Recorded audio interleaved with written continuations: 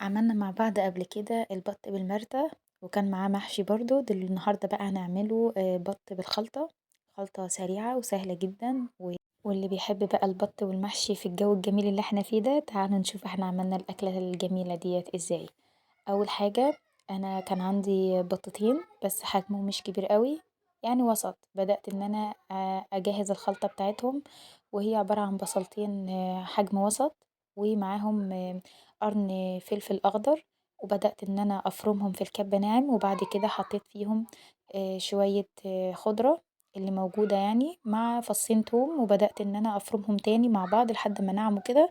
هبدأ بقى إن أنا أجيب طاسة على النار فيها معلقة كبيرة زبدة أو سمنة، وهبدأ إن أنا بقى أشوح الخلطة الجميلة ديت، وأبدأ أجيب الرز أنزل بشوية رز على قد الحشو بس ما كترش، وبعد كده هانزل أقلبهم مع بعض، وبعد كده أنزل بالبهارات عبارة عن معلقة حلوة كده تكون كبيرة من الفلفل الأسود، وزيها بالظبط بابريكا وبهارات فراخ أو لحمة، ومعاهم ملح وكزبرة ناشفة. تمام.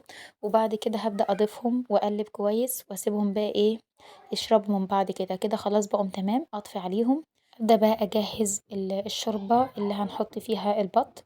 هجيب مية في حلة كبيرة كده على النار، وأبدأ أضيف فيهم بصلة كبيرة وطماطماية برضو كبيرة هنقطعهم كده زي ما انتوا شايفين قطع، وأبدأ أحط البهارات، ملح، كمون، بابريكا، لورا، شوية توابل كده من بتاعة الشوربة زي اللي موجودة عندك يعني. وهبدأ بقى أسيبهم مع بعض كده لحد ما أبدأ أحشي البطة. أنا طبعا دول البطتين، هابدأ إن أنا أحط فيهم كمية الرز كده من جوه. على فكرة المفروض إن انتي لو حابة تضيفي الكبد والقوانص تضيفيهم عادي مفيش مشكلة، بس أنا حبيت إن أنا أشيلهم من وصفة النهاردة عشان خاطر أنا محتاجاهم لوصفة تانية إن شاء الله هبقى أعملها معاكم.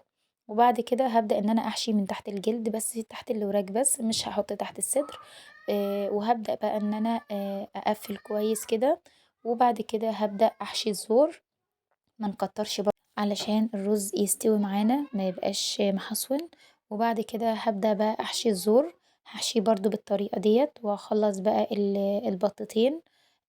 ولازم أحشي الزور بقى يعني ايه اتوصي كده، لأن الزور ده بجد بيبقى طعمه حلو قوي قوي قوي، بيبقى زي الممبار الكداب كده بالظبط. هابدأ بقى إن أنا أخيطها ليه، لأن الفتحة بتاعة بطنهم كانت واسعة شوية، وفي نفس الوقت في بطة فيهم رجليها كانت طايلة قوي المكان اللي أنا باقفّل منه يعني، فاضطريت إن أنا أخيّطها عشان خاطر ما فيش أي رز يُقع مننا. طبعًا الشوربة دلوقتي سخنة وبتغلي كمان، بدأت إن أنا أنزل بقى بالبطتين، وبعد كده هاستنى لحد أمّا هُم هاقفل عليهم كويس. أول ما يبدأ بقى إن هُم يفوروا كده، هابدأ إن أنا أوطّي النار وأسيبهم بقى يستووا براحتهم. وده كان الشكل النهائي للبطة بتاعتنا. صراحة جميلة. طلّعتها طبعًا بعد ما استوت، دخّلتهم الفرن ودهنت وشّهم كده زبدة، وبدأت إن هُم بقى يتحمّروا مع نَفْسهم كده لحد أمّا طلعوا بقوا بالشكل الجميل ده. وده المحشي بتاعنا النهارده. طبعًا أنا حاسة إن الريحة والطعم واصل لكم من غير أنا ما أتكلّم. الرز معانا ما شاء الله مش معجّن ولا محصْوِن، الرز مفرفر كده وجميل، وما فيش أي رز نزل من الشوربة خالص. أكلة جميلة كُلّنا طبعًا بنحب الأكلة ديّة.